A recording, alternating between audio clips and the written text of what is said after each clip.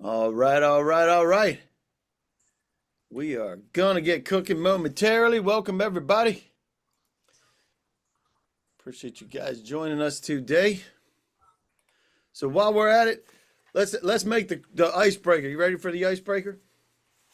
Icebreaker is very simple. First of all, where are you from? Pop it in the chat. Let me open it up so everybody can see everybody else's stuff. Hold on a second. I think my chat only has, here we go. Everybody can see everybody. All right, there you go. So let us know where you're coming in from. Love to do that. San Diego is Reed. He's the first one in. I wonder who that guy is. And we got Jay Talbot, one of my buddies. Jay from Arizona, Tampa, Florida, from Brian from Tampa, Rebecca from Santa Cruz. Got a bunch of folks from the West Coast. Up early, Reed. Slide over to your right, like 4 inches, Reed. There you go. That'll make my video guys happy. Here we go. Michael from Indianapolis, Kevin from Tennessee, Portland, Maine. Can anybody tell where I'm from? That's my Maryland mug. I'm from Maryland. So Peter, Portland, Chelsea from Portland. You guys are neighbors. All right. Tom's from Atlanta, Norfolk. Angie's from Tennessee. Octavia's from Houston, and Kathy's from Illinois. Fantastic. Well, welcome everybody. We'll get started in just a minute. Appreciate you guys letting us know that. And we're gonna have this is a hot topic. It's something that I've been working with some of the folks that I've in the federal space, and CMMC is one of those things that's kind of like bringing this to everybody, right? For those of you who don't know about CMMC, that's the cybersecurity. What does that stand for? Cybersecurity. Jay, help me out. Cybersecurity. Jay Talbot, help me out because I know you know what it is. Methodology, something. Cybersecurity maturity model certification. Thank you, Brian. I knew somebody was going to help me out there, Reed. Fantastic. All right, yes, that's one of the things that's a big deal in contract flow down. Jay says I couldn't type fast enough. But there's other contract flow downs, right? Everything, right? From the FAR can be flow down, right, Reed? Yeah, that's right. That's right. Look forward to getting into it today. Yeah, we're going to get into it. All right, we'll give everybody a couple of minutes there. Let us know where you're coming in from. 39 folks here so far. I think we have like 85 or so that are there. Dan Murphy's in the house. Good to see you, Dan. Let's see. Awesome. Well, welcome everybody. We'll get cooking. Let us know where you're from. Grand Rapids, Michigan, Heather. And I'm going to say Woodstock, Maryland. I cannot type and talk at the same time. Can you tell? Awesome. And we'll get you introduced to these guys. We are talking about contract flow down clauses and managing the risk, right, throughout the supply chain. Mike from Anchorage, I think that's the winner. Mike from that's about as far away as you can get, at least from here. San Antonio, Texas, Colorado. Alan's from Los Angeles. Fantastic. Welcome, guys. We really appreciate you joining us. Michael from Raleigh. Arlington, Texas, Gregor. Nice to meet you. Is it Gregor? Is that right, Gregor? Gregor? Am I saying that right? Hold on a second. I got to find out if this is right. Maybe it's a typo. Let's see. Let me see where I can find Gregor. Hey, Gregor, are you there? Can you unmute for a second?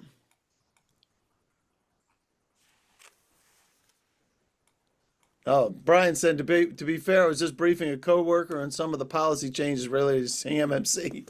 So he had the web page up. That's all right. You still beat Jay. That's on. Hey, Gregor, you there? Yes, Dave. Can you hear me? I can. Is All Gregor right. your name, or you're missing a Y? No, it's Gregor. You got it. Yes, I got it. All right, man. I just want to make sure I wasn't messing it up. Well, I appreciate you. There you go. All right, man. Thanks for joining us.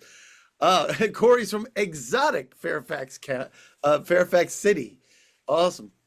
And Boston. I like Boston a lot. Nice to see you, Antonio. All right, we'll go ahead and get cooking. Welcome everybody from all over the place. I do think Anchorage has it, though. What do you think, Reed? I think that's probably the furthest. I think they're the winner. It's Yeah, that's the winner. beautiful up there this time of year.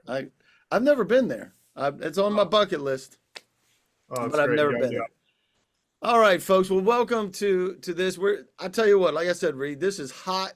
It's a hot topic that affects everybody throughout the supply chain, doesn't it? Man, it really does, and the more I see, a lot more questions come up. Things change all the time, but fundamentally, the level of attention that people have to pay to this is definitely not changing. If more and more we're hearing that people want to learn about what they're doing here, so that's what brings us to here today, I think. You better believe it, and it is a hot topic, and we'll get you introduced here. Reed Coltis is with Dacian.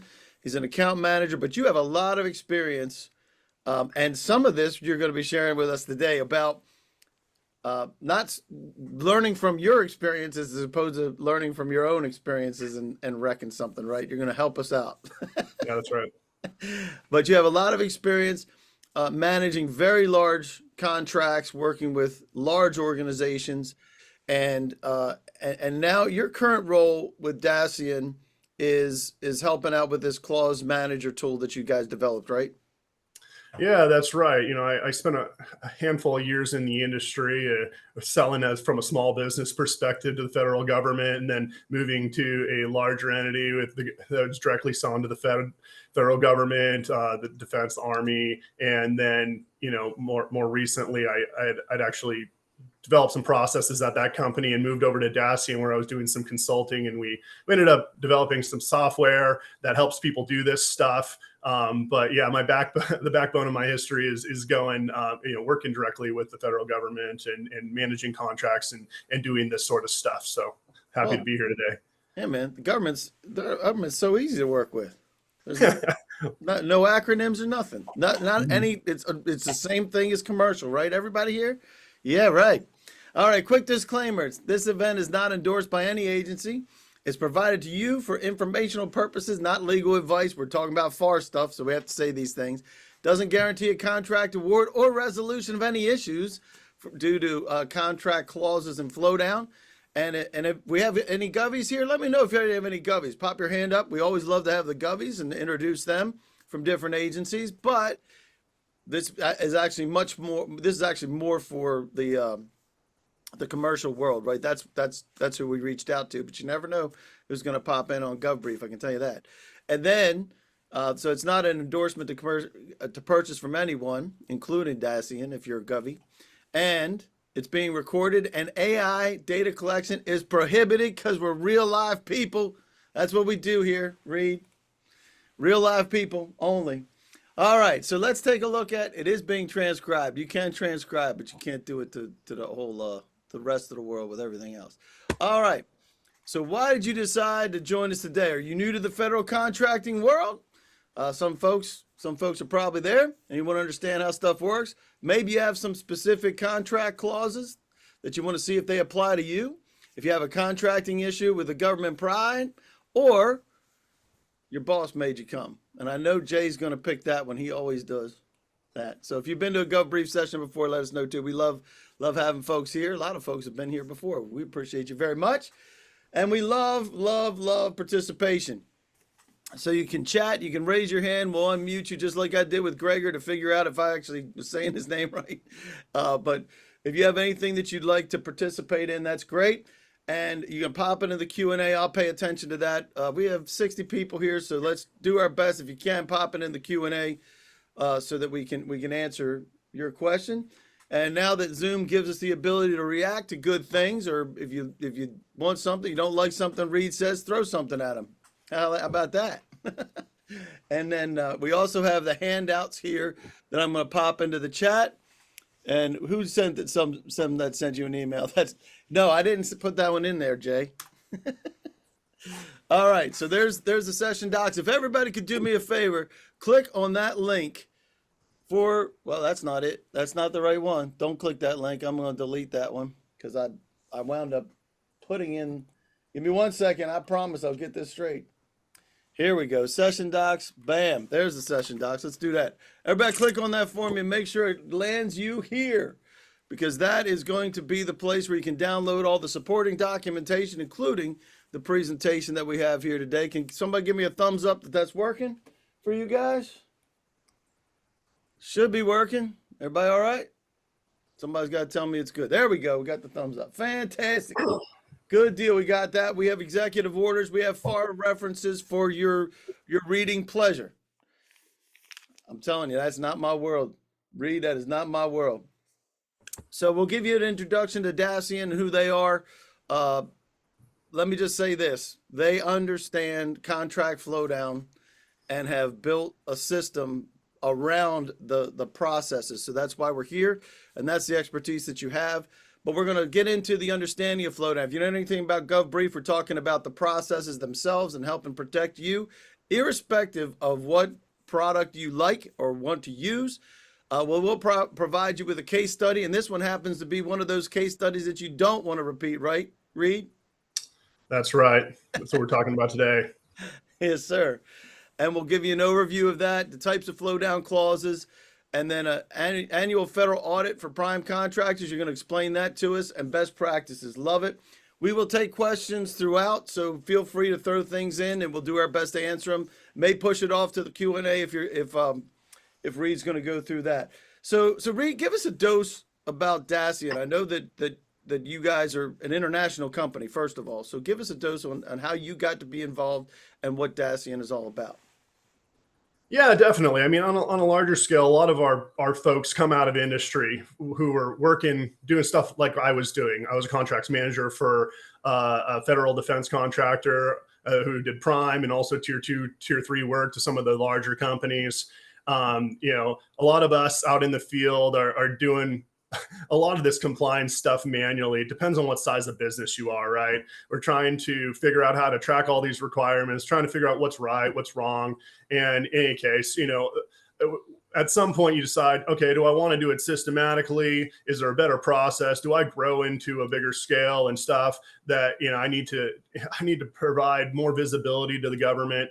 And, as you grow into that, folks like Dacian help you figure out how to do that, whether that's from a systematic way or a process way, not necessarily from a compliance side. We'll talk about that a little bit, but, Dacian helped fill out the way that people do this sort of work in the industry. If they're SAP users, they have a system, or they want to use something outside of SAP to track all these requirements. Dacian offered people a way to do that at the end of the day. So, that's how we came about. We help people do the complex things in a simpler way, both from a services and software perspective. But yeah, we're not going to talk all about Dacian today. We're going to talk about this from an industry perspective more than anything, what the challenges are, what makes sense. But, Dacian, we work with probably the 40 largest A&D and life sciences, oil and gas companies around the world, help people figure out how to do this stuff in a way that makes sense, help them pass audits. We have a lot of new clients in this space, people specifically who use SAP, others who want to do this again in more of a different systematic approach. So you see some of our clients on the right, but what we try to do is help people do the challenging stuff simpler. We add different complex solutions into people's SAP environments, help them with their ERP systems, specifically around the federal contracting needs, things that, you don't always need in commercial, but you need more due diligence or more focus on. So that's a little bit about Dacian, and Dacian released a new product called Clause Manager more recently. Happy to talk more about that if anybody wants to learn about it, how we're taking the clauses and compliance and putting it in the hands of the smaller vendors who want to be able to track this stuff easily. That's fantastic. Okay, we're going to give everybody about 3 more seconds to choose. We had 74% participation, so 25% or so, a quarter of the people wallflowers today. So you can answer this if I shamed you into it. So we'll give you another 3, 2, 1, and here's what we got, Reed. You ready for this? 33% are new to the federal contracting space, and they want to understand contracts. You could not be in a better place, especially since most of the time when you're starting, you're going to be a sub to a prime, right? That's right. So that's a beautiful thing. And then 51% want to know about a specific contract clause applies to them. So we'll definitely tackle that if we have, we can address those live if you'd like. And 6% have contract issues with a prime. That's awesome. And 20% their boss made them come. So we appreciate you guys joining us again today. I do have another poll, believe it or not. I'm going to make this real easy on everybody. What is your role in the contract world? And we'll get started into understanding what the federal contract flow down means, because depending on where you are, I mean, it affects everybody in this chart, right? Whether they're in contracting and procurement, whether they're responsible for compliance, or if they're in finance or in sales or quality assurance or even senior management. It applies to everybody. If you're not paying attention to it, you get yourself in trouble, right, Reed? Yeah, that's right. I mean, a lot of people think that only the people that are managing or negotiating the clauses with the government or with their suppliers need to pay attention to those things. But, I'll talk about a case study here today that really gets into why people in quality, why people in procurement, outside of procurement, within the compliance teams, in sales teams, why it starts to make sense and why everybody has to pay attention to this stuff. We all like to forget about the fine print, but it's really the fundamental of all you have to perform, right? Absolutely. So tell us what are flow down clauses. Let's start right there for everybody that's newer. We have a bunch of folks that are new into the space. What does it mean? Yeah, click on to the next slide. So, I mean, on what is the flow down and what are we going to talk about it from today's perspective? A lot of people hear the term flow down and they think about it from the government contracting perspective. The government has a set of regulations, right? As voters, we've put things into place. We've voted on laws that say the federal government, whenever they have to go out and buy something from their supplier base, from the open market, they want to follow certain rules. They want their suppliers to follow certain rules, especially their largest prime contractors. But, so when we use the word flow down, it's another way of thinking about it is just a term or condition that is part of performing for any sort of contract.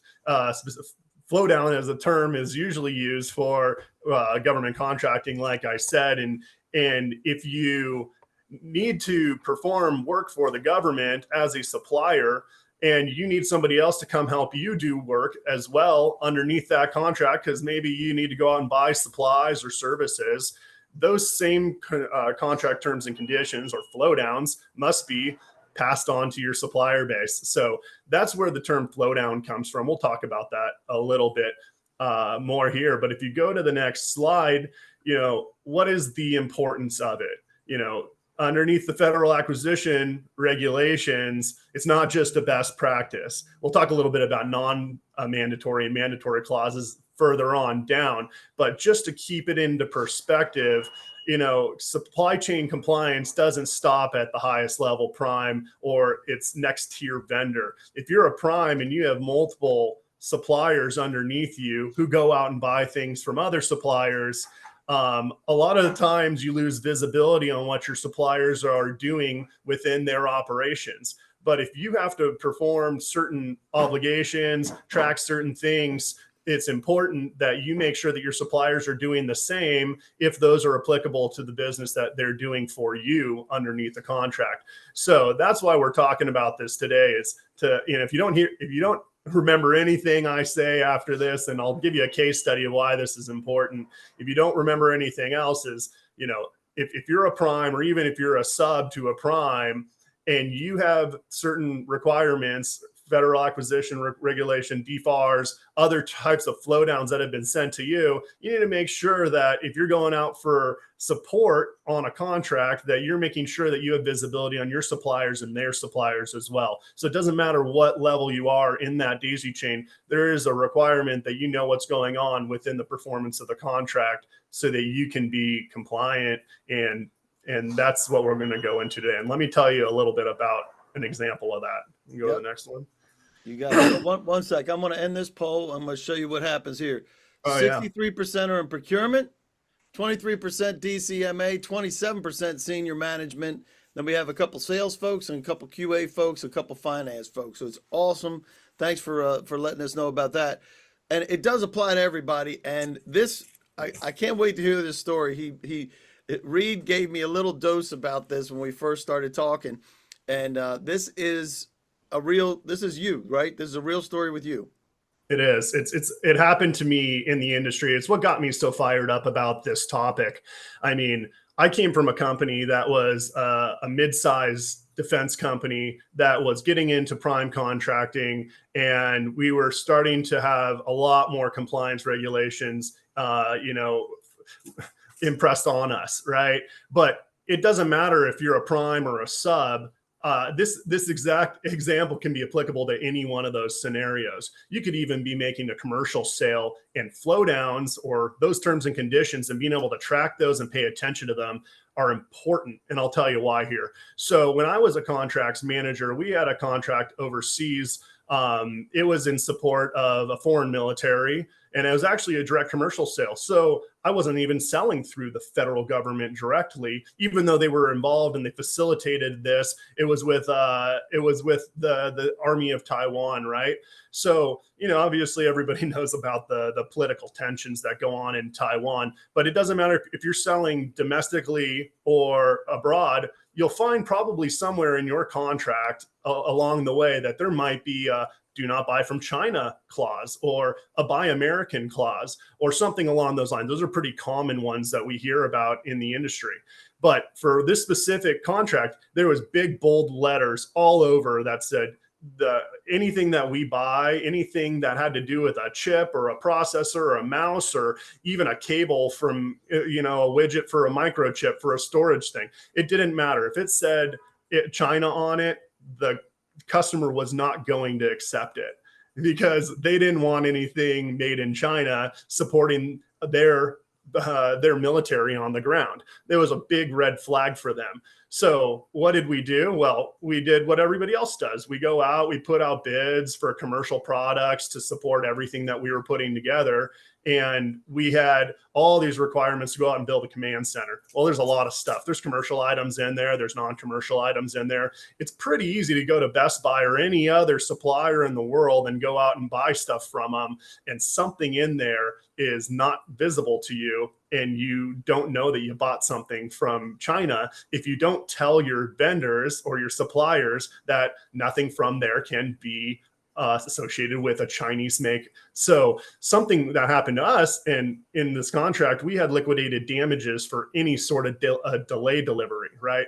So that means every single day that we were not able to perform and deliver what we said we were going to get penalties for it. What made it more interesting is we accidentally bought a couple of computers on the ground because we found out our supplier didn't deliver everything, and our team, of all places, they went out to a local store and just bought something thinking it was totally fine. And it accidentally was made in China. They went out to the field, they showed up trying to deliver, and the customer saw that there was products right there. First thing that they saw that were made in China. And it was this big problem. It immediately paused all of our production, delivery, and everything. We had to go back and inspect every single item. It caused a lot of delay. It caused several milestone misses and incurred penalties on our company. So that was just a simple administration oversight that happened to us, and it caused millions of dollars of delays on a multi-billion-dollar program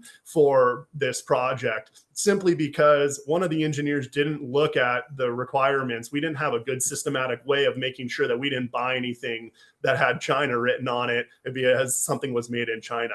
So, obviously the impacts there are huge, but that could easily happen to anybody.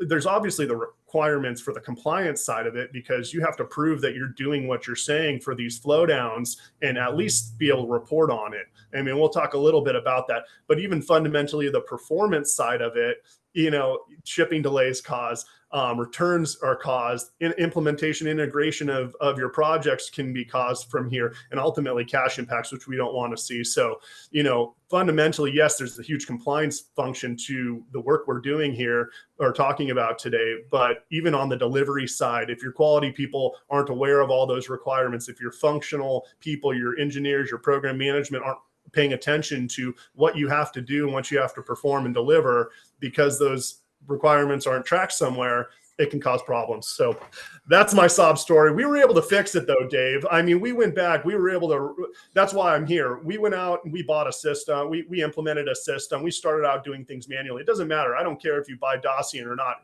If you guys remember this thing that I'm telling here today, if you can do it even on a spreadsheet, making sure that you know what requirements you have are visible in somewhere that's not in your PDF form of your contract or your printed out piece of paper that's in your back pocket telling you what you need to perform. Have a systematic way to know what your requirements are that can have impact on your cash flow, your delivery, and compliance at the end of the day. Because, well, if you're not compliant, you're going to get fined as well. So keep that in mind. A simple oversight as far as just not telling everybody and making it in your quality system say, hey, we can't deliver anything. Don't ship it if it says China on it.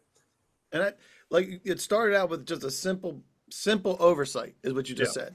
But the impacts of that, you had reputational damage. Fortunately, you displayed that you could recover from that, right? Yeah, that's right.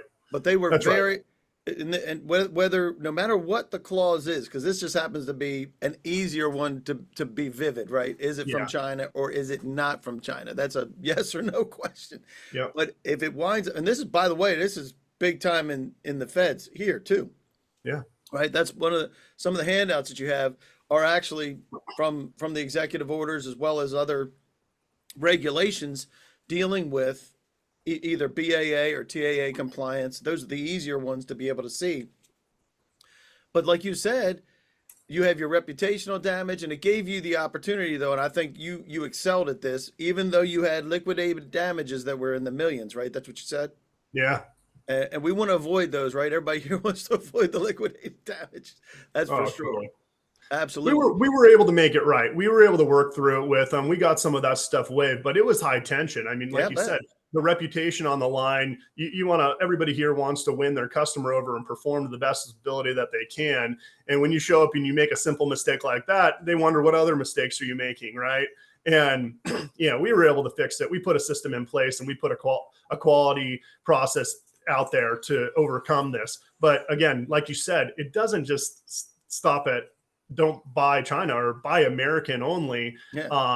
It really impacts a lot of different things that you have to pay attention to, and you want your suppliers to pay attention to. I don't want to go on a thing where we talk about saving the world, but there's all the environmental social governance side of it. If you're, if you're trying to be an ethical company and you want to make sure that you're sourcing products from a reasonable supplier, and even if you're a coffee company, it doesn't matter who you are. You want to make sure it's fair trade, and you want to say it's fair trade. You better know who you're buying from and where you're going to get your products, and that they're standing behind what they say they're providing to you. Because if somebody finds out in the back end, again, it comes back to reputation. Even if you're a commercial company selling something that you are trying to buy from somebody foreign through a supplier or through a third-party supplier. So this is where flow down visibility really starts to become important beyond even just the FAR and DFAR. So I got a couple here. Kevin says, sorry for what's a simple question. We love these questions, Kevin. This is awesome. What's the difference between a subcontractor versus just a supplier where you're buying a COTS part from? So commercial off the shelf part from. Yeah. Generally, they are the same. I mean, they are the same at the end of the day, but typically a subcontractor, when you're referring to them, have a large part of the performance of a contract underneath the prime contractor. So Boeing wouldn't probably consider somebody who's making tires a major subcontractor for building a plane, but they might consider the engine maker or the fuselage maker or the computer maker a big part as a subcontractor who bears a lot of the requirements in the same due diligence. A lot of times it comes down to money, and you'll have to look at the specific regulations on that. But depending on how big your subcontract is and how much of the project you're performing, then you might be considered a major subcontractor, and you'll have additional requirements and or more stringent requirements to perform to a larger prime. So, whereas a COTS supplier may not have those requirements. If you're a small business, if you're offering something that's, as you said, commercial off the shelf, well, you're going to make certain declarations that this product is how we sell it to everybody. And we're going to ask that you don't apply those clauses to us because we're not doing a major piece of the work. We're not contributing to the major cost of your project. We don't need to have all this due diligence and tracking. We're just Best Buy selling paper. I'm not going to accept those. I'm going to do business with you like everybody else would. So those are some of the considerations you might take and kind of the key differences between those two types of selling entities. But if you're a supplier, you are a subcontractor in many ways because you're part of that ecosystem. Yeah, anybody that is. So Chris Bub got your hand up, and while you're doing that, I'm going to ask this question. Chris, you can unmute yourself. What is your biggest concern about contract flow down? So that's a fill in the blank there, and then we're going to address those directly for you. Chris, what you got? Just raising your hand to say hi, or you got a question? Chris, you there? Something's wrong. You there, Chris? And again, I think we lost Chris, but this is obviously I'm talking about a pragmatic approach here, functionally, like when you're considering getting into this work or you're considering writing a contract, whether you're selling something or you're buying something from a supplier, these are some of the things you want to think about all the way from the stage of a project. Hey, Chris, I could hear you there. Go ahead and unmute again. It got a little noisy. Go ahead. What you got, Chris? Hey, Dave, can you hear me now? Yeah, we can. Go ahead. Hey, sorry about that. It's all good. So I just sort of wanted to piggyback on the question that was just posed and the comments on that.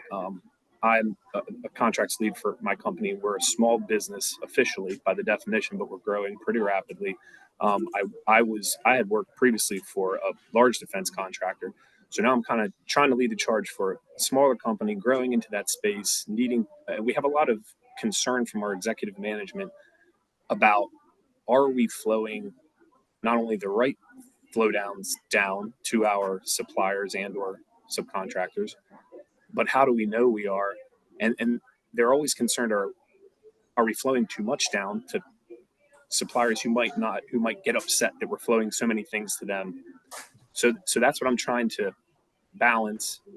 What's your best suggestion, or how would you suggest best, figuring that out? Because I don't have the bandwidth, I don't have a huge team to parse through flow downs all day long on contract to contract. We're a very high volume.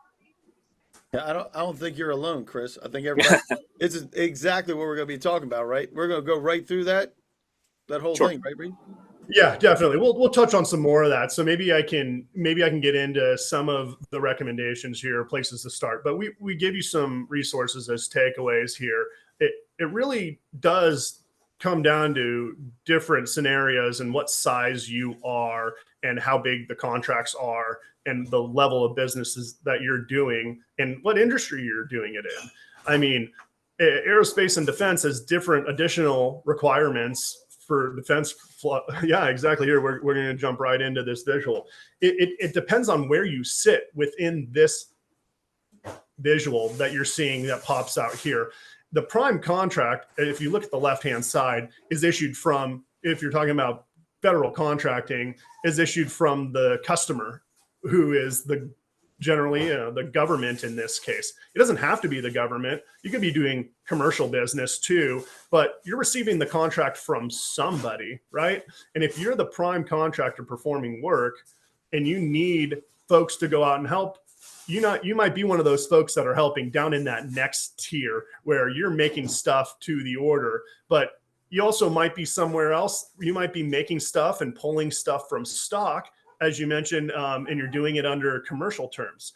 It really depends. If you have the ability and you're not set up as a company to sell things under full FAR CAS compliance, there's a difference between FAR Part 12 and FAR Part 15, and you should take a look at those and some of the resources we've given, because it changes the way that you have to respond and what sort of flow downs that you have to apply to your business. And before you go out and you buy things from your vendors, you really have to take a look and decide on a case-by-case basis, well, different rules apply to products, different rules apply to services. You need to look at that, because if you're providing services and products to somebody, you're not going to go out and tell your services provider that they have to follow all the same rules as a products provider would as well. So those things have to be thought of. If you just pass on a prime contract set of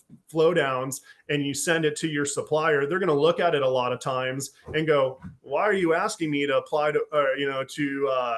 to abide by all these rules and regulations? First of all, I'm too small. I can't do all these audit requirements. And there might be a waiver in there somewhere in the FAR that says, well, those companies don't have to do that. And there is, especially if they're selling things under commercial terms. So I urge you to look at those key differences. You have to pay attention to it. We'll get into mandatory and non-mandatory clauses in a minute, but thinking about this has to be done at different levels depending on where you are in this ecosystem. If you're, like I said, if you're doing make to order and you're buying stock and you're buying services from somebody, you might need to pass down all the requirements because they're providing a big piece of that work through you and you're helping to coordinate that. But if you're going to be able to fall into another tier and you're just providing parts and materials for somebody else to buy and you're selling those things commercially everywhere, then you don't have to follow all the same requirements. It really depends on the scenario. So I know that's a tough way to answer it, but that really is how it goes. So, one of the things as you're thinking about all these types of regulations, I mentioned FAR and DFAR a lot. And within the FAR and DFAR, there are standard clauses that apply to anybody who does business within the federal ecosystem. Just like the commercial code, there's clauses and terms and conditions that people follow and that are standard to doing business in the commercial world. A lot of those are law. And if it's law, then they always apply. You don't get out of it because of a certain business you're doing. And those are a lot of times called mandatory clauses. So maybe we go to the next one, Dave. I don't know if we're into there, but one of the things you might want to think about is, how is this going to impact one of the ways that my business operates? And we talk about the FAR 6 business systems. And from the beginning, when you start doing your estimating work and you're going out to your suppliers, if you're going to ask them to do work for you, you want to ask them, okay, if you're going to perform work for me, here's the terms and clauses that are applicable. And here are the ones that I'm going to pass down from you from the federal government because I think they are applicable to you. You have to make that justification. If you repeat business over and over and over again, it's probably worth sitting down with a compliance team or your legal team to say, hey, these are the ones that we're always going to apply for my repeat business. If you're doing new work and new project work, you got to make that analysis for each time before you go out and provide an estimate or you respond to the person who's asking you to do this work. Doesn't matter what level on that tier that you sit, you want to look at it every time and say, is this really applicable to me? Because a lot of people, I don't want to call it laziness, but a lot of people just look at the terms and conditions, the FAR clauses, DFAR clauses that the prime had asserted on them by the government. The prime will pass it on to everybody and say, pick the ones that are applicable to you. And then they're putting all the onus on the vendor. Well, it's not really right to do that. Or if they say you have to abide by all these rules and regulations and I have all these audit requirements, and you're like, well, I'm a small company, I can't do that. Well, it doesn't make sense for you to do that. So it doesn't matter what point you are at in that daisy chain, you need to assess it at the estimate stage. And that's where I start to get into, it impacts your accounting because you got to know what level of tracking you got to provide. It impacts your property tracking requirements. If you're holding government property or buying government materials, it starts to impact your program management. If you start to have earned value requirements in part of those flow downs, again, and then your material management, going back to how am I showing visibility on what I'm buying and what I'm using that for, and purchasing and how you're allocating those costs and tracking those against a prime contract, and then all the way back to estimating again. So going on to the next slide, how does that fit within the flow down life cycle of a project? Well, from the beginning of pursuing an estimate, taking those 6 business systems and spreading it out from, am I bidding on a contract, to I've performed a contract, to I've gotten paid and I'm closing out that contract. in a typical business life cycle or a systematic approach, you'll find that everything in green here are things that people have to do if they're having to abide by the highest level of requirements of government contracting. You might not have all of these related to your project or your contract if you're a smaller company or doing commercial business to the government or through a prime or something like that. But each one of these you'll see at the pursuit and estimate stage, you need to know, like I said, you need to know what requirements affect my contract and what am I going to bid? Is that impact going to add more administration to my business or is it not? And are my pricing going to be impacted by the type of flow downs that are being imposed upon me? And then as you're executing that contract and you're tracking it, how is that going to affect my government property and my other execution of the contract? How is that going to affect any sort of controls or claim management stuff that I do during the performance of a program? Like I said, my people on the ground weren't paying attention to things that they had to buy because they didn't have visibility on it because somebody forgot to mention it or track it as a hard requirement in their quality system. They didn't have a quality system. They were too much immature. And they went out and executed a program and weren't able to perform because they made a mistake, right? Well, that needs to be shared at the procurement level. So you go to resource management. So before you go out and buy things from those suppliers, you want to make sure that in big bold letters, that's ending up on your contract to your suppliers. That's like a key example of one you would definitely want to flow down if it's imposed on you, whether it's a commercial clause or not a commercial clause. If it's important to your project, the compliance element is twofold. And then all the way through tracking those government property items and making sure that you know what requirements are related to those, performing your contract and executing it, and ultimately closing it out, saying that, yep, at the end of the day, we provided the right level of visibility to our suppliers and our suppliers performed to us. And, or I was a supplier and I performed all those things that you asked me to do, Mr. Prime. I'm happy and satisfied with the work we did and I'll pay us. And we're going to close this thing out. So this is just a quick overview of, as you can see, where flow downs come into play all the way across the program management lifecycle. And that is exactly why I don't do paperwork, Reed. Everything you have on here is exactly why I am not, that is not my gifting. So that, awesome. So let's talk about some of the risks. So that's where we want to be able to identify these. And you mentioned one, right? Just the bold in printing it out saying, do not buy from China or do not do this or make sure you do this as part of it. But let's talk about some of the other parts. Yeah. And I just use it as an example here. It could be any one of these important clauses that you need to be tracking. It's just a really tangible one that anybody in the commercial or business world can like track and easily understand.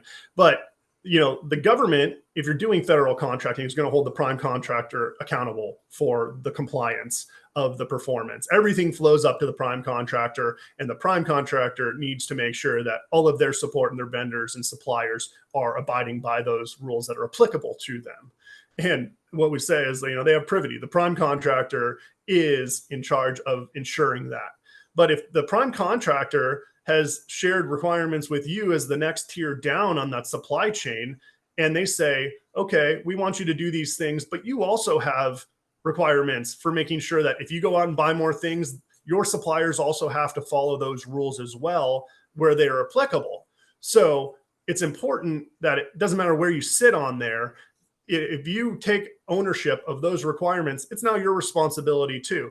But the prime contractor doesn't just get to pass that on to you and walk away. You'll see in some of those mandates that we put out, you know, one of the things that's coming up is the government's going to those prime contractors and saying, okay, I see you bought some coffee from the supplier, and that supplier was a third party pass through, and they were just a warehouse and they bought it from somebody else who drop shipped it, who bought it from somebody else. Well, did you make sure that they were still all abiding by the regulations all the way down the chain? And people are going, oh, well, I told my vendor that he was supposed to do that. Oh, they're going to say, well, that's great, but it's your job to enforce that and also make sure that the next tier is doing that as well. Well, how do you do that? Well, you need to keep visibility and ensure that you have the ability to track that stuff and you own the right to go in and audit or check in on your suppliers and their suppliers to make sure that they're doing what they're supposed to do, or else you're going to end up with some company that says they were buying at fair trade and they weren't buying at fair trade, or they were buying some rare earth mineral and it wasn't coming from the right spot, and somehow it was coming in from a supplier that wasn't authorized and not doing business the right way and didn't do ethical business practices. So that's the big risk here, right? Is that the minute you lose visibility or the minute you relinquish your right to go to your supplier and your supplier's supplier, you're going to lose visibility on that, and you could be in a non-compliant situation. And you can't outsource that risk, right? You can't. No. So I mean, you can certainly try, right? I mean, that's the challenge. That's the challenge of this, right, Dave? I mean, and as we get into the tension between prime contractors and subcontractors, if you're a subcontractor, you should absolutely challenge your prime contractor on terms that they're trying to flow down to you if you don't think that they're important. Again, I'm not telling you how to do your business, but if I'm being required to do something, they're saying, oh, I'm the prime and now I'm passing all the onus on to you. Well, yeah, I do have the responsibility to make sure that my suppliers are good, but that doesn't waive the right of the prime contractor and put all of the onus on you as the next sub-tier down. It is a dual responsibility. It is a collaboration. It shouldn't be malicious. It's just something that we should do to make sure that everybody's making steps to ensure that they're not making a mistake like buying something from China when they shouldn't be. Absolutely. I'm going to throw this up real quick as we're talking about the challenges here. So, sharing risk, missing something. How do I know they all flow all the way down? Right there, right? And how are we notified when we need to flow something down from a manufacturer? Great questions. Great issue. And it really depends, like you said, right? So efficiently managing the complexity of flow downs. Love that. Application of very small companies under 10 people and flowing down to further independent consultants. That definitely as well, right, Reed? All great concerns, right? Better understand flow down. Got it. Compliance. Big deal. Not a fan of self-deleting. Thoughts on that argument? Yeah. Love that. All right. Yeah. These are nasty things, right? And they end up making it really hard to do business. If you're a mid-tier supplier or a small business supplier, self-deleting clauses are as good as they are because they allow things to be not applicable if your business is doing something that doesn't apply to it. But it's such a cop out on the part of the requesting buyer to send you a whole list of many lines. And I would challenge those and I would ask them to tell you which ones they think apply. I mean, when I was doing this and I was managing contracts and subcontracts, I would have no problem going to the highest level tier and saying, why are you flowing this down? This is not applicable to my business. You're making my company go out and try to spin up operations or do things that we're not going to have to do. And they're not applicable to us. Why are you saying that they are? It's the same challenge. If you kind of go to the next slide, it's the same challenge that we talk about mandatory and non-mandatory clauses. It's really important. I check out some of the stuff we sent out that you know what kind of clauses are always mandatory, because there are certain mandatory clauses that even if they're not listed in the contract itself, they're applicable to you doing business as a supplier to a federal contractor. So what does that mean? Well, sometimes it's just not there. It's not visible, but the law says that it's always visible no matter what. And there's some specific clauses in there that apply to everybody that are always there, even if they're silent. And that's the same thing, like these self-deleting clauses. People will just like, at least they'll put them in there and they'll show you, well, this applies to you if it's applicable to your business. Well, then you have to go through the justification and the hoops of saying, well, this doesn't apply to my business, so I'm not going to apply to it. And you probably need to write a justification statement in your operations to say, well, we're not going to always provide this level of quality because it doesn't apply to my business and I'm not big enough to do that. It's a big challenge. And I'm sure I see some comments coming up, Jay. You know, we see the same thing too. And I'll show you an example of one of those that come out. For those of you that want to stay on and kind of talk outside of this, but we see this happen a lot of times. They'll give you every single term and condition in the book and additional terms and conditions, additional flow downs that a major prime has made up and said, hey, vendor, you need to abide by these too. And you're going to go to them and say, well, why are you requiring more of me than my government is requiring of me? That's something I would think about and challenge and say, I'm not going to have more insurance requirements than the government is requiring of you. I'm not going to have more penalties than the government is requiring or imposing on you. And that's the same thing that goes into the self-deleting stuff. If it's self-deleting, you should have them delete it.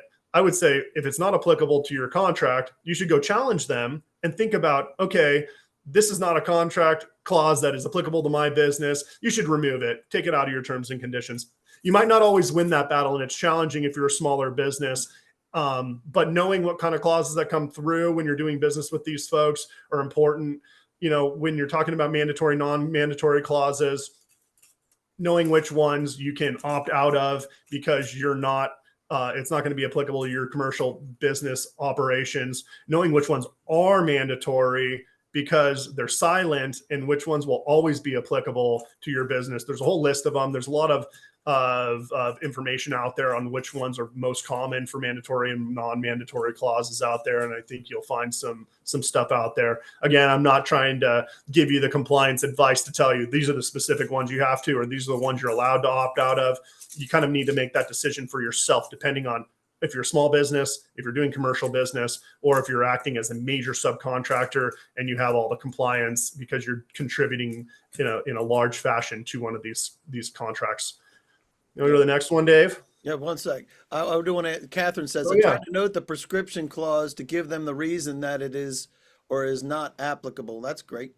Yeah, totally. That doesn't always work. And I don't Right. understand why. Because you're dealing, maybe because you're dealing with human beings. I don't know, Catherine, maybe. Yeah, that's certainly something you're going to run into. You're doing your best to say, hey, here's the rationale as to why it doesn't apply to me. And they're still going to fight you and say, well, you can either take it or leave it. And you're like, okay, well, now I have to do a justification and figure out why I can take it or why I can't leave it. And if it's going to really impose risk on my business and the likelihood that something's going to happen. Sometimes it comes down to that, and that's a challenge. But you're absolutely right. That's a good way to do it. Tell them this is the reason it's not applicable. Pull it out of the contract. I'm not going to accept that. Yeah. And Michael's saying, do you have a best practices suggestion? Set up for the next slide, Michael. That was good. Like Thanks, that? Michael. That's fantastic. So, Yeah, I mean, I always recommend that prime contractors just take a little bit of extra time when they're thinking about going out and their subcontracts team is working with their contracts team internally before they go out and ask for somebody else to do work for them, to take some time to think about, okay, what am I really asking each of these subcontractors to perform? And are they performing a major piece of the work, or are we able to buy something that's off the shelf from them? That's a big thing. That's when you have to involve a subcontracts team versus your buying team. But even, in doing that, there's certain clauses that only apply to the prime contractor. And I'm going to make sure that if I think about the way I'm going to do business and ask for subcontractors to do work for me, I'm going to change those. I'm going to say, here's the ones that apply to everybody, and here's the ones that I've tailored to apply specifically to you. A copy and paste doesn't work in this business, because then you might accidentally accept something or impose something that you don't want to impose. So that's where I get into, you need to analyze which ones are applicable to you. You need to put a system in place that says, if this contract is imposed on me, can I accept it as a blanket rule? Or, can I pass on that liability to my subcontractor if that doesn't apply to my scope of the work? And can I make sure that they're able to handle that requirement? Because that happens a lot. And then, making those decisions. And there's ways to automate this. It all ultimately comes down to tracking all the requirements in a way that what's going to happen if you accept a clause and or pass it on to a subcontractor or a vendor in the supply chain.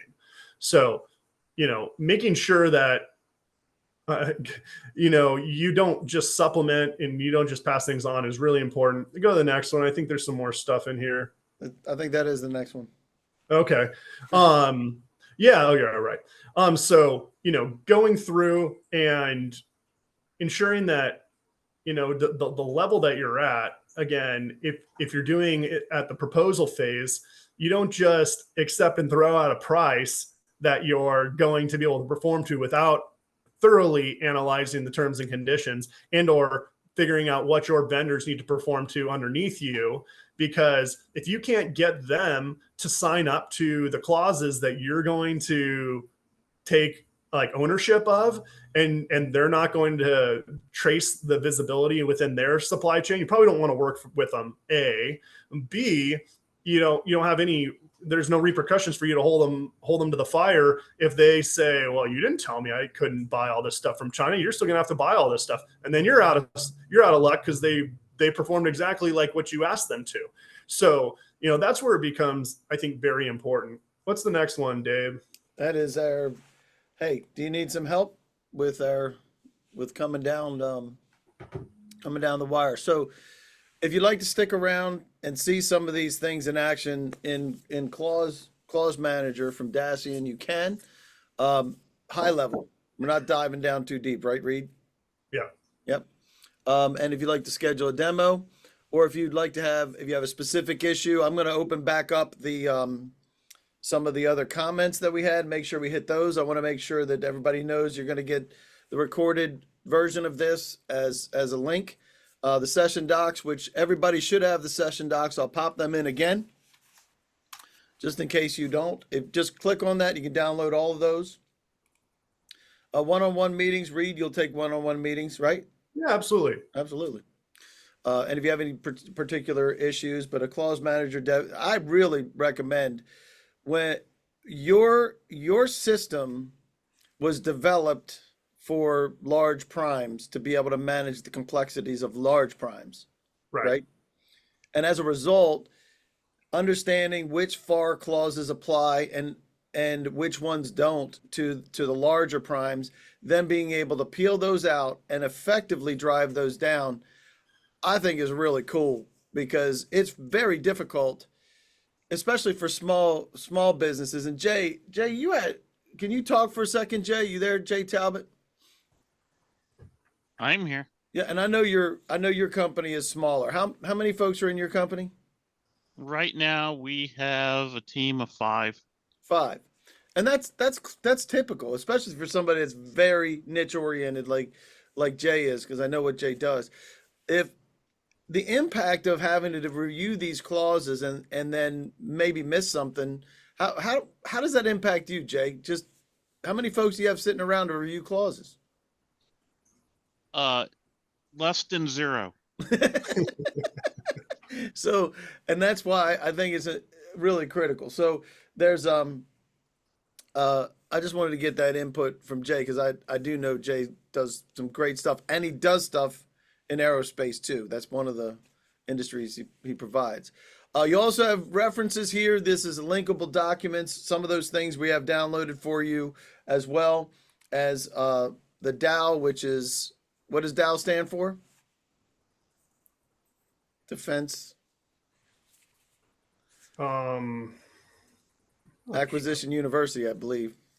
I think you're right. But yeah, that's actually a great tool. I would, if you guys are looking for best practice suggestions and a practical guide to start thinking about this, I can't really give you all the tips and tricks, even in just an hour. But just trying to make you aware, at least in this session, what some of those risks and challenges are for those that have never heard about this stuff before. That was the main thing we wanted to get across. The second thing is, okay, now if you're thinking about doing business in here and you're trying to put a policy or a process in place, or at least trying to think about what things are applicable to me and what aren't, take a look at the NDIA FAR Flowdown book. It's a really good book. I like NDIA. They do a lot of stuff. They put out a lot of a lot of seminars and stuff for industry. I'm a member there, and this book is a great start to understanding what's going on in acquisition reform, what's going on, and what do I need to think about. There's a couple cool resources for tracking your clauses and a matrix of all the things that might be applicable. Because if you have one thing that applies to you, the likelihood is that there's a string of requirements attached to that you need to consider. There's some great little tools out there on these matrices that you can check out. I'll put out there by acquisition.gov. You know, it's hard to answer the questions. Do I have a best practice for how to challenge that? It really, really depends on if you're, or what size you are and how you're selling this. If you can state, I'm a commercial contractor, I'm a small business, I don't have the due diligence, I don't have the ability to track this, you just tell them, that's not in my wheelhouse. I can't do business that way. And I'm going to ask for a waiver. I mean, that's a great starting point if you can go there. If you're trying to get into larger projects and you're trying to bid on larger scopes of work, you're not going to get out of that, because you're going to have to own those responsibilities at a certain threshold. And it's going to become, something that you're going to be, responsible for regardless. So before you get to that level, you need to sit down and look at what are the types of requirements that they're asking from me. Are they asking me to be able to audit my books and separate my federal business from my commercial business and set up a whole new federal agency? And am I going to have to show all my costs down to the lowest level? If you get into those certified accounting standards as one of your flow downs, then you're talking about an entire company reform. And before you get there, you want to think about, is my business really ready? Am I set up that way? Can I do this? Because you don't want to accept a requirement like that and then have them come and ask you, show me the proof that you did the work the way that we said you did, or said you would. Then you're going to be in a whole world of trouble. So I think those are the biggest red flag ones that I would just look out for. If you're trying to go out and challenge them, I think the first step is to tell them, hey, I don't think this is applicable. Can you tell me why it's applicable? And sometimes I put the onus back on them to enforce whether it is or not. And likelihood is they probably copy and pasted it on you. And you're going to tell them, well, why are you imposing that on me? I need you to write a justification, or help me write a justification that says, hey, I'm not going to be applicable to these self-deleting ones, or these are not going to apply to me, and have that in your policies and procedures to say, I'm not going to perform this, this, and this because it's not going to apply to my business. I'm a commercial or small business, right? So those are the things you need to think about. If you use a systematic approach instead of an Excel spreadsheet or something else like that, and you're a prime contract, you can track all your clauses and say, these are all the clauses and the different versions that apply to my contract. And these are the ones that are going to be applicable to my procurement team and my procurement documents that go out to my vendors. My vendors can then take those and say, yep, oh, I see they made changes to the prime contract and they're flowing down these specific ones to me. Now I know which ones that I now need to flow down to my suppliers. And that's one of the things we did with Clause Manager. And again, if I know we're at time today, if anybody wants to talk more about that or see one way that we track things systematically, I can show you a couple things to think about before you go. But we I'm not trying definitely to have 12 folks that want to do it right now. They don't even want to schedule a demo. They want to see it right now. So there you go. And we appreciate you guys participating in that. I will close that poll. I want to make sure there's a couple here just of some of the concerns I think that you're gonna actually address, because, and Heather's saying, being a second or third tier sub, our customer may not include language of federal requirements. Are we liable to follow? That's exactly what you want your system to be able to determine, which clauses you should be liable for versus the ones not, right? That's what you just said. Yeah. And even more so, have it make decisions for you. If you're a contractor and you've received contracts and you've accepted those clauses, make a system make the decision for you based on certain rules before you send those requirements to a supplier. You want to make sure that you're flowing down the right clauses, you're tailoring them to the business that you're going out and asking people to do. So there's ways to do that in a systematic approach. There's ways to do it so that everybody has visibility on what each other are doing in a repository. In a procurement environment, this stuff isn't necessarily always sensitive. If you're saying, well, these FAR clauses apply to your business and these clauses apply to my business, then it's always going to be something that you can share because it's public knowledge. When you start getting into the financial details, that gets a little different. You don't want to share all that information, but you do want to be able to show that you applied the logic to say, my vendors need to support me this way. And if I'm one of those vendors, I want my vendors to support me in the same way and show that I can track that all the way down to the end of the line. Absolutely. Are you ready to share out and show this thing? Yeah, sure. I could share a couple things. Cool. And I'll keep watching this. I will say I have another comment here. I'll let you go ahead and start sharing out. So I want to understand how a flow down flows prime to subcontract to task orders. That's what Cleveland was asking. So that's great. I think that applies across the board, doesn't it?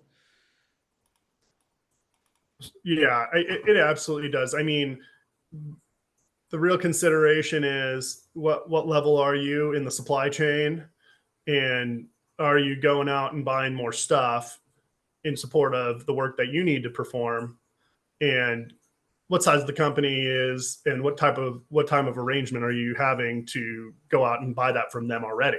Yep, so and I do it's interesting because Brian was saying this too. The biggest concern is ensuring the subs are maintaining compliancy with clauses. So being able to flow that down through, right, all the way down through to the bottom of the food chain, right? Right. And making sure. Yeah. Right. Yeah, absolutely. I mean, and so as a best practice, if you're managing suppliers who are also managing their own suppliers, putting in a term into the procurement document that you send to them that says, I have the right to audit that. I should have the ability, and you agree that you will go out and flow these requirements down to your suppliers. I want to be able to see that. That's probably the single biggest thing that you can do to ensure that you're allowed to audit them. You're allowed to ask them to prove that they're doing that. And that's fair. That's like a fair thing to ask somebody to say, I want you to perform these things. And they're saying, yep, I can perform that. Well, you're asking them to also prove that they're doing it, and then have that person, the next person on the supply chain, do the same thing. And that's what this clause manager tool does. I'm going to show you the fundamentals before we even get into the clause manager tool itself. But maybe, do you want me to share my screen here? Yeah, share your screen. I have the ability to do it. You should. And there's a couple of cues in here that I just realized that are in there. Well, this is a great one. Given the limited times on resources to some solicitations, site walks, quoting deadlines, how should we handle flow down clauses and compliancy when vetting subcontractors? Wow, what a great question. No, I mean, absolutely. Like I would do that as part of your due diligence screening. If you're going out to market, before you sign up a supplier, you want to know what their capabilities are and what level of compliance they're even willing to abide by. I mean, if you just think about it from the outside perspective, if you're going out and you're buying something from a massive company that does lots of commercial business, they're going to tell you, we're not set up for that. And we're not going to be able to show you the level of detail of our costs and all of the things that you might need to do if you were performing as a partner or a major subcontractor on a project. They're just not going to do that. A paper company is not going to do that for you. Hopefully you can see my screen, Dave. Yep, we can. Awesome. So just kind of visualize that from what our system does is if the U.S. government sends a contract to a supplier, and that's like Amazon, right? And Amazon looks at that contract and says, okay, we can accept all of these requirements. But before we do that, we need to systematize that. We need to track all those requirements in a system to say, this contract, I have all of these requirements, and I can import that and track it in my repository. I want to track what the version is of all my clauses. I want to track what date it was. I want to make sure I know what those are. And then I want to be able to even know, okay, what are the implications of those clauses? Well, you can import that in and do some analysis, and then use those same clauses to say, Mr. Vendor, I have certain clauses that apply to my contract, and here are the clauses that apply to you. And I'm going to send you a notice that says, I'm going out for bid on this contract, or maybe you've already said, I want to take the work. Well, you can use the tool to export all those requirements into something that's annually tangible, or provide a systematic notification that says, here's all the clauses that apply to this contract for your purchase order, Mr. Vendor. And that vendor can go look at it and say, well, I either want to accept those clauses or I don't want to accept those clauses. Maybe I push it back. Maybe I say, okay, well, yeah, we need to make some changes, and some changes are made. Then I can accept those as the vendor and share it to the next level. So if you're Amazon buying from Best Buy, and then Best Buy is going out to the next group, then, or he has to go to Paper Tech down at the bottom, then those guys can receive the next tier of requirements, and you can track it all the way up to the highest level contract. So that's what we've done in our system to make it accessible. And before you even get there, we have the ability to even systemize it even further. And what I want to show you is something I've done in like what we call an SAP environment. But the SAP environment is a much higher level version of what we are. But if you want to learn more about specifically, if you don't have SAP, you want to be able to track some of those things. You want to be able to share terms and conditions with a vendor. You want to be able to get requirements from a contractor through a systematic way, like you would with like a Cobra or one of the other ExoStar kind of systems. You can receive that, and you can manage and interface with them directly and use that through our clause manager tool. So take a look at this clausemanager.com function and some of the things that are here. There's going to be some demos posted here so you can look at it a little bit more specifically. But before you even get to being a supplier down in the chain of this, if you want to manage your own terms and conditions, the best systematic way we've come up with is something we built off of SAP. And again, a lot of this same functionality be available in like a clause manager tool. But just to show you what we have, if you want to track what type of clauses are applicable to your contract, it starts at the highest level. The day you receive a contract, you want to know what type of clauses are applicable to my contracts and what can I accept before I even go out to my suppliers and ask them what they can do. So what does that really mean? Well, getting into the clauses themselves is making sure that you track the actual clause. And this is an example of a live system. So hopefully it works here for us today. But if you're tracking your clauses for a specific, okay, I have a clause that applies to all my subcontractors for my commercial products and my commercial services. I want to track the exact clause, the version of it, a description of it, and systematize it in a way that shows me all of the clause text that is applicable to that version in time. And then I want to take that clause and say, this clause is applicable to, this is a clause that we might have to abide by, and run it through some sort of vetting process where you can say, these are all my clauses. This is everything that I have to abide by, and assign it and approve it and make sure that your legal agrees that, yep, that's the version, that's the type of the clause that I have in my contract, and I'm going to associate it with a specific contract, and I'm going to assign it with each one of those versions and track it to the level of the contract that I have. And then you have a repository that says, okay, I have specific clauses that apply to my contract, and I have tracked those back to my prime contract or my sub-tier subcontractor contract that is ultimately related to a prime contract. And I know that whenever I do work under this contract, these are all the clauses that are applicable to me performing business, down to the line item level, down to the project level, down to the material level, and maybe even the vendor level. So once you track that and you said, these are what I have to as a company that's performing work for my customer. Okay, now I have to go out and perform those clauses. Now I have to go actually out and ask my suppliers to perform these clauses under their contract work. So let's take a Boeing example. So something you might see from a Boeing, if they're asking you as a supplier, maybe you are Boeing and you're going out to your supplier base and you post something out on your website and you say, here are the common clauses that I'm going to ask my suppliers to abide by, or here's a customer specific or a contract specific set of requirements. And they post all this out there. And the reason I'm showing this is because this is something I developed with them. And I think it's a really good way of doing it. Is they said for a specific contract here that was put out for bid last year sometime, we have all of these requirements. And these are a representation of our customers' requirements that we are asking you as a supplier to abide by.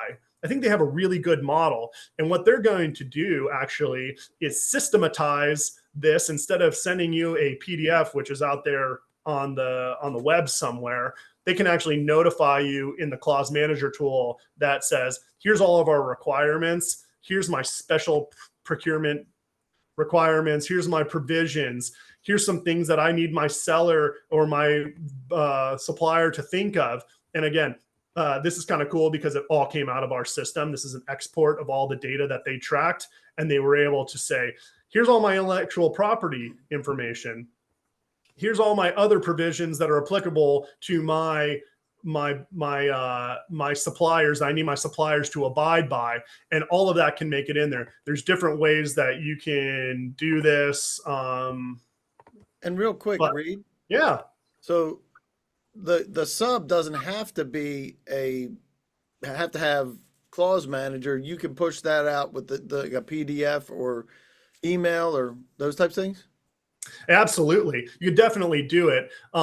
It makes it easier if everybody in the system says, yep, I'm abiding by those terms, and my supplier's abiding by those terms, and his supplier's abiding by those terms as well. It's really nice if you get it all into a system, because then you have full visibility and you don't even have to go out and really enforce it, because you know it's all happening and it's all being tracked in a way that's simple.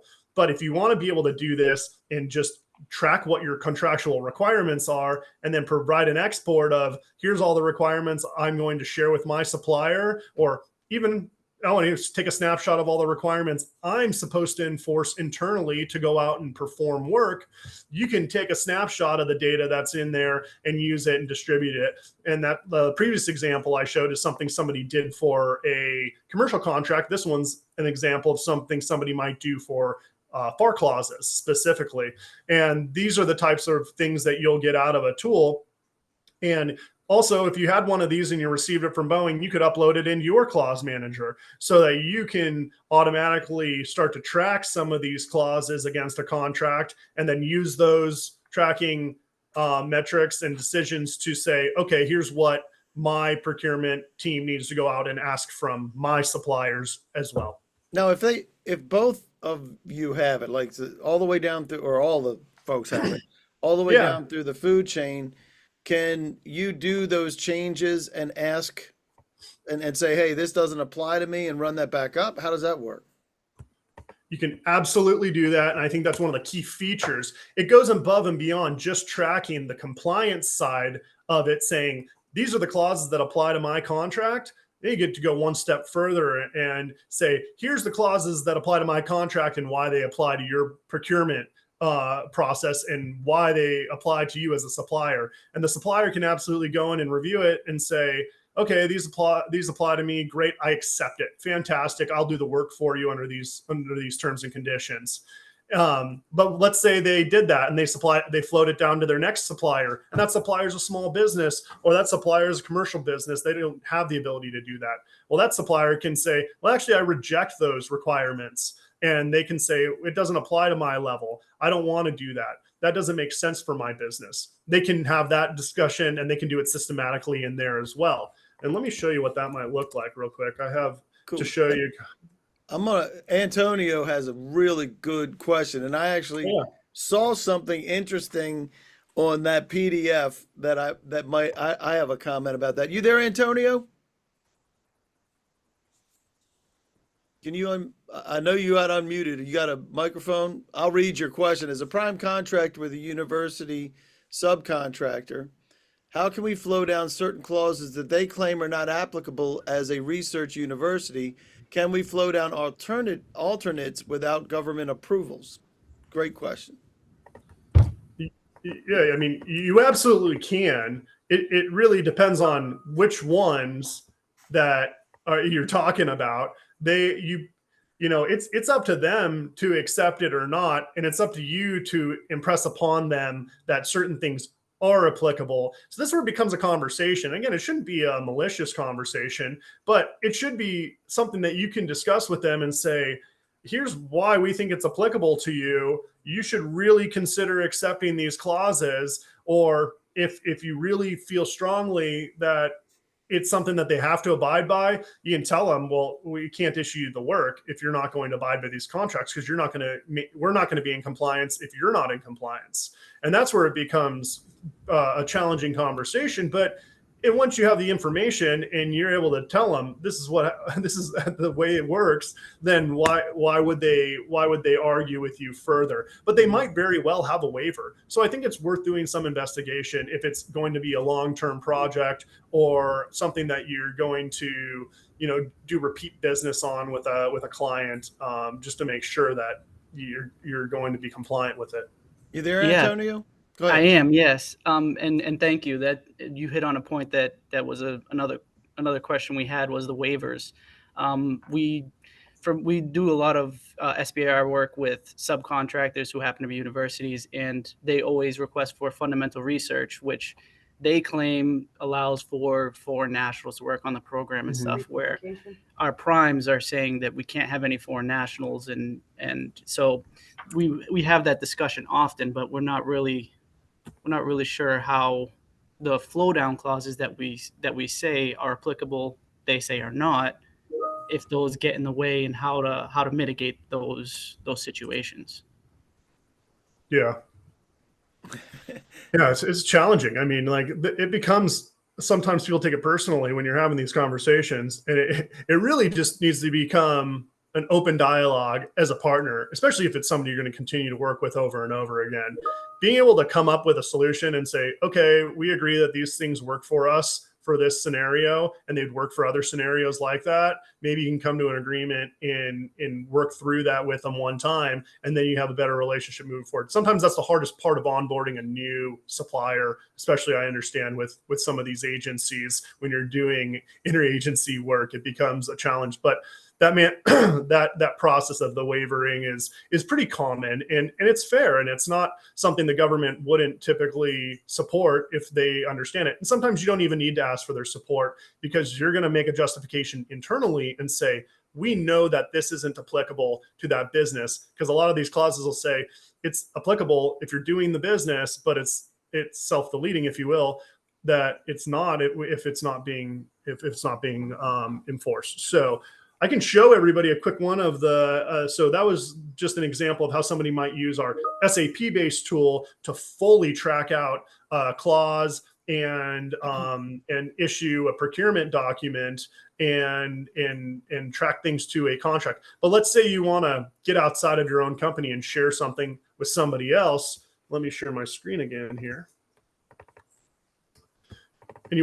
And you don't have SAP, or you just want to Most people aren't going to have SAP here. And a lot of these guys won't have SAP. So you can use our web-based tool that doesn't go back to your ERP core system, and you can track all of your contracts and any sort of purchase documents, proposed documents with certain business partners and contacts. So let's just say you're a prime contractor, is this customer over here, and you're the first person on the daisy chain. One of the things you can do is say, okay, I have a new contract, I have a new customer. I'm going to get a contract from this customer, and I'm going to enter this thing in for the first time. Well, I'm going to create contract XYZ, and this is my prime contract, and I have this customer here, boom. And maybe this is, ABC PID, and my prime contract, no, maybe this is the same as your standard contract number.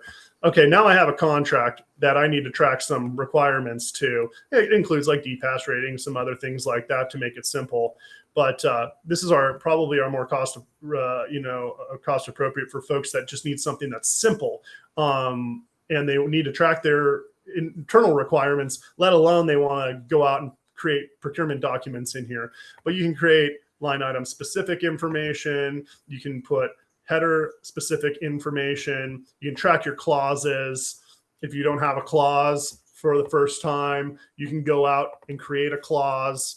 And let's just say I need to create a new clause, and this is like, 52, CFR XYZ. It doesn't matter.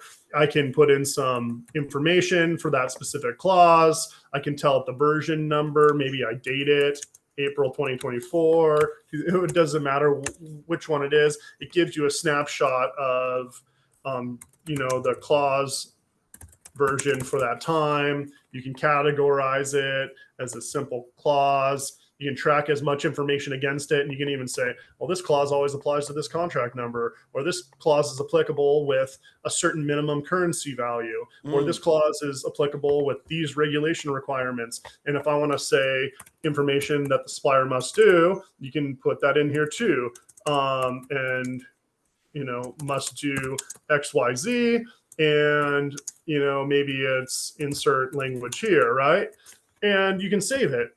Or if it's applicable to a small business or not. There's a lot of different features, functionality in here just to track your clauses. Say, this is a clause I have to abide by for my contract. And is there a library of clauses too? Exactly. So I just created one. I click save here, and I'm going to leave this page. I can go back to my clause. And now you see that one I just created. That one will always exist for the version that I created with all the information I had put out there. So this can be imported. This is just an example of a live one, but all this data can be linked to an external repository, or, we might even offer something to help people keep these things up to date for those companies that need it. But now that I have a contract and I have a clause, I can go out and say, you know what? This clause is applicable to my contract, and maybe it just hasn't. Maybe I need to approve it here. Oh yeah, that's right. I do need to approve it. So Got approved contract. Well, you might want to approve your clause. I can submit it for approval. Maybe you don't want everybody in the business to say, okay, this clause is, just a clause that somebody asked me to abide by. I might want to look at it internally and say, okay, it's something that we want to accept, or maybe we want to reject it. You can do that here. You can say, this one's approved, or, okay to follow, whatever you want to say. Some feature functionality here. And once it's finally actually approved, then you can go to your contract. And again, there's an easier way to do this. This is the manual steps for it. But you can say, okay, now that clause for that clause version is the one I want to say is applicable to my contract. And now I have a clause that I created from my library of clauses, and I can assign it, and you see it's all assigned here. So it's kind of fun. So now you have the ability to track it. Now I have a clause that's always associated with my contract 1, 2, 3, and it will be for the end of time. And I have audit logs that show you when things were assigned and when things weren't assigned, all sorts of features in there. But now let's just say I want to go out and create a purchase document. I can go out and create a purchase document in relationship to that contract that I just created and say, for that contract, for that clause, I can go out and track something, and I can send this to a vendor. And as a vendor, you'll receive this whole process. I don't know if we want to keep going here, if we have an audience or not, but this is how the process worked. If you want to see more of it, we can go into it in more detail, how it might work for your specific business. But just to give you a flavor of, now you have the ability to track a clause against a contract, and I want to now go out and use that clause against that contract to go out and create a purchase document for my supplier, if I have a supplier. And it doesn't matter where you are in the food chain. Nope. Because it helps you align those clauses that you're responsible for. And then just thinking this through from my perspective, and again, I can ask stupid questions, so tell me if this is stupid. But as a vendor, if I have these clauses that I think are they always applicable to that? You can choose if they're always applicable to any of the ones. If you have a library, you can assign them to anything, right? That's right. Any new contract that comes in that looks and smells like the other one before, seems to me like you just saved a boatload of time trying to create it again. Yeah, absolutely. And you can track different versions. You can say, this is the version that I'm going to send of that clause to my vendor. I'm going to make it tailored specifically for my vendor and have an alternate version of that clause, because if I'm receiving a clause from the government that applies to a prime, I need to change it sometimes and insert certain language that says it's applicable to a vendor. And you can do all that in there. You can save different versions. You can make it, you allow the system to make some decisions for you, that when the one contract clause applies to the contract and you want to apply it to a vendor, then you can do that too. And there's a little bit more functionality in our SAP based tool, but for the clause manager tool that's available for everybody who doesn't have SAP, it makes it really easy to keep track of these things without trying to do it on the back of a napkin. Absolutely. And, or even spreadsheets. You mentioned spreadsheets before, right? And we all start there, right? We start, let's assemble this stuff and then turn it into a document and the cutting and pasting. I'll tell you what, I can see why compliance is such a challenge. I've always been on the front end, right? And saying, I just want to win this thing, right? But then to understand what the implications are, and the government's not big on redlining mandatory things. No. Just that takes a lot of time. You might be too late. You might not be compliant. You might not win the work because you're trying to spend too much time challenging stuff. Yeah. That doesn't always happen. Having it worked out in advance is really helpful. Yeah. And knowing what you can handle and what you can't, I think, is also part of that, to be able to say, listen, if this clause comes through, we can't do it. it's always great to have an easier no, even if you want to work, even if you want the work, to know where your risk is. So, well, I appreciate it. So anybody, let me see if there's any additional questions. I did see something in the Q&A. We took care of all those. Any last minute questions before we let Reed get out of here? You guys can always chat with Reed. In fact, I'm going to put into here that's not you. That's just your phone number. Hold on. I'm going to grab your the rest of your information here, right? With the session docs, we had somebody ask a question about the handouts. So you can grab the presentation from there. There's Reed's information directly. It was also all over the presentation, so you can't miss them. But this was a great introductory, at least for me and a lot of the folks that I know that really don't understand how this stuff works. And a lot of times we take on risk as small businesses, and we don't know that we have it until something goes sideways. So great stuff, Reed. Last minute comments before we go? No, I mean, that's the main reason why we did this. I wish I would have known a couple of these things early on, just to consider it before I started trying to handle the interface between my contracts and my procurement teams internally, when I was trying to bid on work and I was just accepting clauses and not really knowing the full implications, not even as a supplier, and I wasn't challenging clauses when I should have.